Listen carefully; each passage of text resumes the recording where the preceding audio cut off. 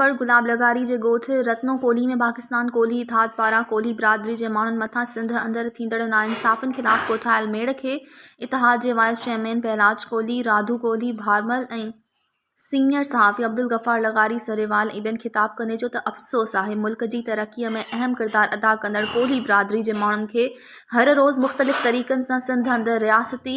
वॾेरकी सरदारी ॾाढ ज़रिए ज़ुल्म ऐं ज़्यादती जो निशानो बणायो वञे थो।